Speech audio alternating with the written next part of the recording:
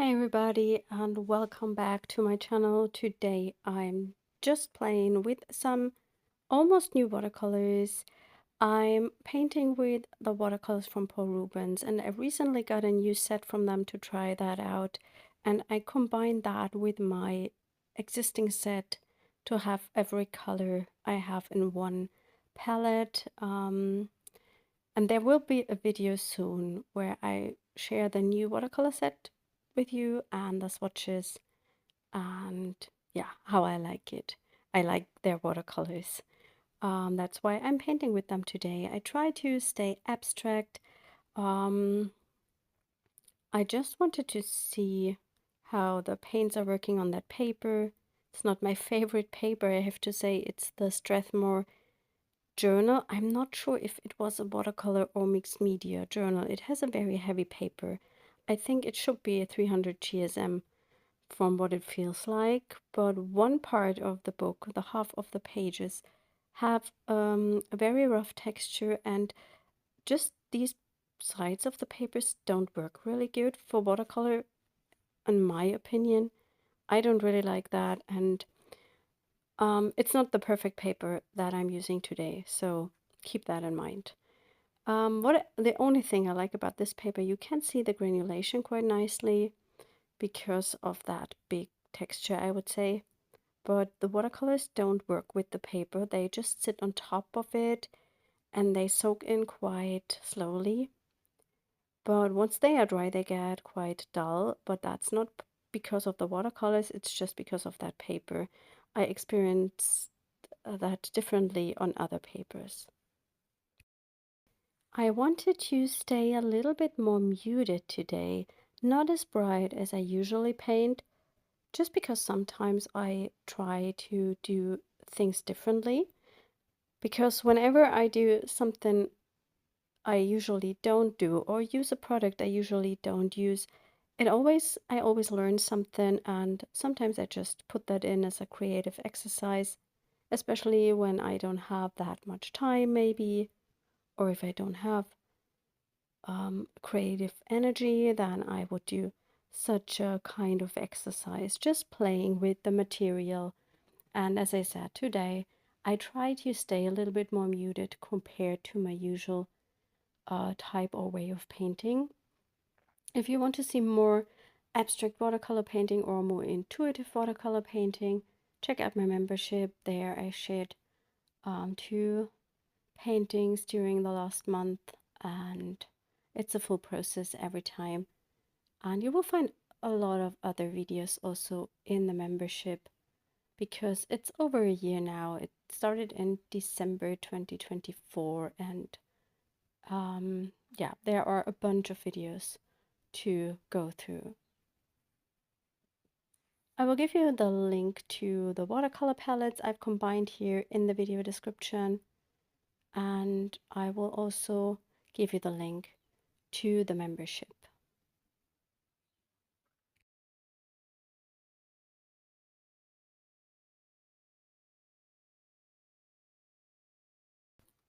I'm working with quite a lot of water today because, as I said, I wanted to stay a bit more muted than usual, and I also wanted to see how the granulation of the colors is, because Paul Rubens usually has some granulating colors in their palettes, and you can see it already on the paper.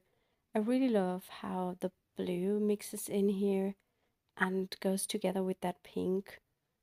Here I'm trying to bring in a bit more contrast by using a darker shade of the same color I've started with. I think for the whole painting, I only used about 4 colors, not more. Sometimes it's also a good exercise to limit yourself to a color palette with a few colors, just a few colors. That can be really interesting, and you can also learn a lot about your products. That's what I really like, experimenting, playing, and then you'll learn how your products are working and what works best for you.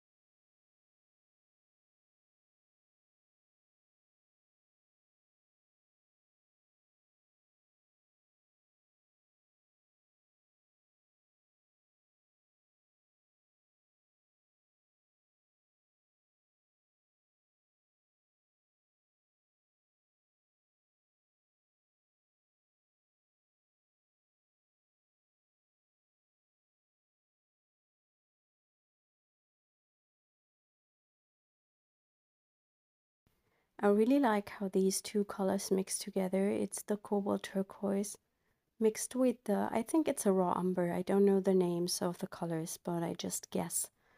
I'm just guessing that these are the colors, and I really like how this mixes towards kind of a earth green. It's a bit more bluish than a real earth green, but it's one of my favorite colors, and I think this mixed and then added in a little bit of green would be a perfect earthy green. I use that color a lot in my sketchbook. And it has a really nice granulation because of both of the colors. Both are granulating, and of course whenever you combine granulating colors you get some lovely effects.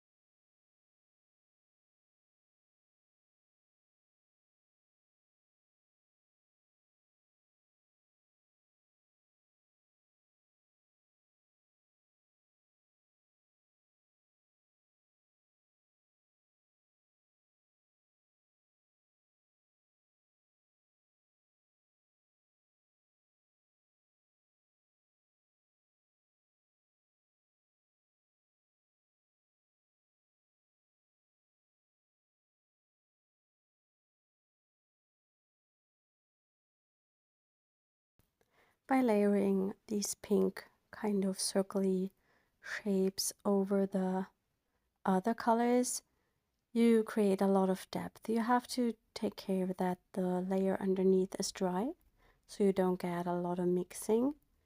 I love these two ways of working with watercolors. You can use them wet and create some lovely color effects and take advantage of the granulation your colors have, and then you can layer them dry, wet on dry, and that gives you a lot of depth and interesting color effects because of that layering. And these two techniques are the main techniques I use when I play intuitively with watercolors, letting them blend and layering, because I really love when watercolors do their own thing. When you just see what the pigments are doing, you don't plan what your painting should look like. You just let your hand and brush and paint do its own thing and then work with it in the next step.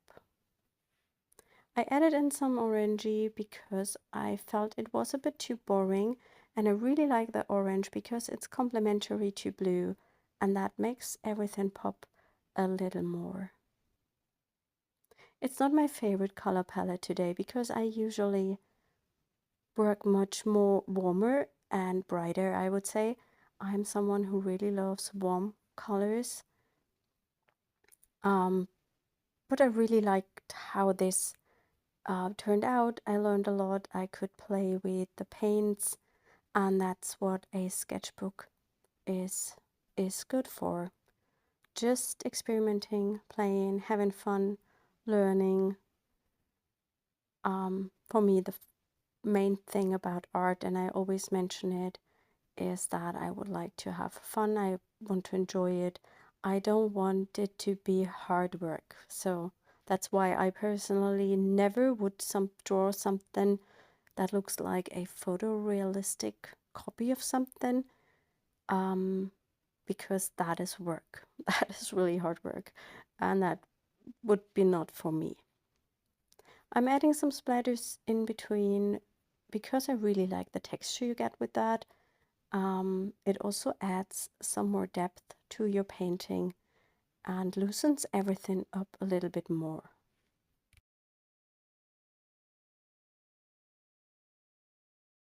And here you could see what I meant, that the colors dry quite dull, and that is mainly the paper in this case. Watercolors always dry lighter, and you have to know that, because then you can work with it. But on this type of paper, it's much more intense compared to other types of paper I am using. And maybe that's the reason why I love watercolors on non-watercolor paper, like in my Royal Talent sketchbook, because there this almost doesn't happen. The colors stay quite vibrant. Maybe because the paper does not soak in as much of the paint as a watercolor paper does. Here I'm going in with a Derwent Inktense pencil. It's a water-soluble ink pen, and I'm dipping the nib into water and I make some marks on my painting. I draw some scribbly lines, I make some dots, and I just add texture here and there, and I'm playing. And I also used just a black color here, and I think I'm going to use a red later.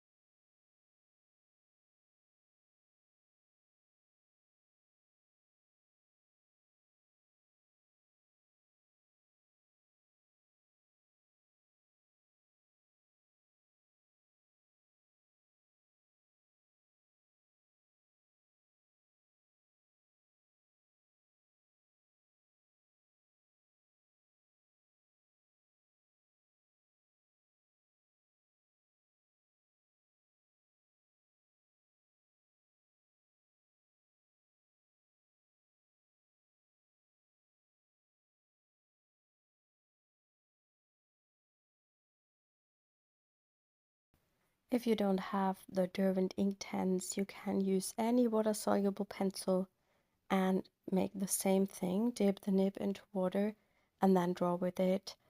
I personally love these pencils because they are quite versatile and very intense, and I'm someone who loves intense and bright colors, and I use these also a lot in my sketchbook, just to create texture and color by scribbling the Inktense down, and then I'm blending that with a big Posca paint pen in a light color, or sometimes I mix that then with water, and I'm just playing, and I really love these, and that's why I love those the most.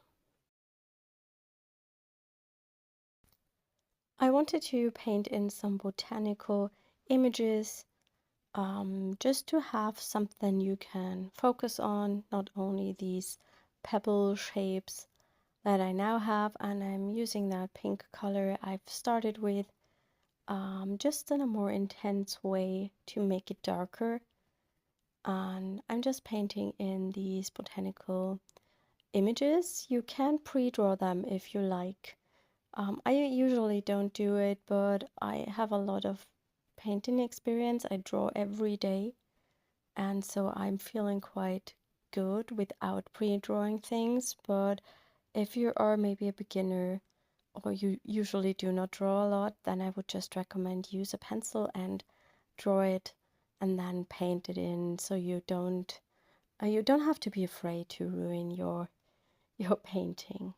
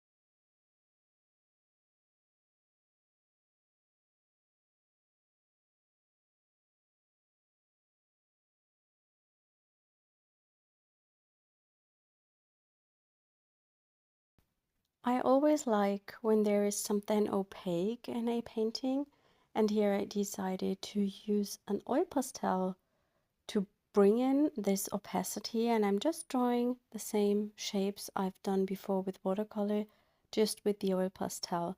I'm having a very soft pastel here. There might be a video about them on my channel. I will try to find that and link it up. Um, it, I don't know which brand this was. I'm really sorry. I try to find that and link it also in the video description. These are very creamy, lovely oil pastels, and I love the set they came in because it was a special color set with, yeah, not the typical colors you get when you buy a oil pastel set. I think it might have been called Morando, probably. I don't really know. I will give you the information in the description, so check that out, please. I'm using that kind of cobalt turquoise, and then I'm going to pick a pink color. So I have two different colors. When I use oil pastel in my art journal, then I would just lay something in between the pages, because the oil pastel will not dry. They will just transfer to the other side. So I always put some transparent drawing paper in between. There is an oil pastel fixative available, but I've never tried it, and I can't believe that it's really working, because how should a spray dry the oil pastel? I think the only thing that spray could do is lay a film on top, but I don't know. Maybe you know. Here I have used another oil pastel. This was more of a harder one. It's one from the, oh my god, I forgot the name. It's a very cheap set. Check out my description. It's the cheapest oil pastel set I think you can find. And I really like them. They are not bad for the price. They are really good for the price. And these are not as creamy, so I can make more rough textures with them. That's also what I like about oil pastels. Depending on what type you have, you get more harder texture and rougher texture, or you can blend them because they are so creamy. I decided to draw in another leaf shape with the Derwent Inktense. Not sure if this was the right decision in this case, but well, it's just a paint and play. So yeah, I'm not sure about this last image here, if I like it or if I don't like it.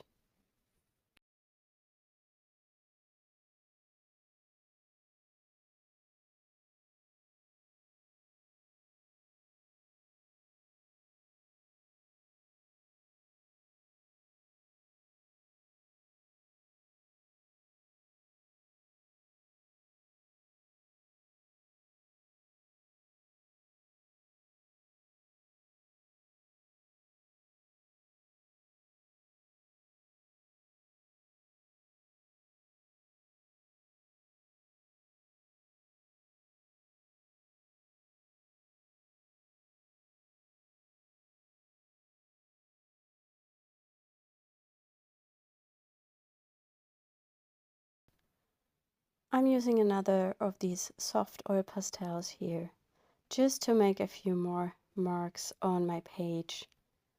And they are very opaque. These creamy ones are super opaque, whilst the other ones are not that opaque.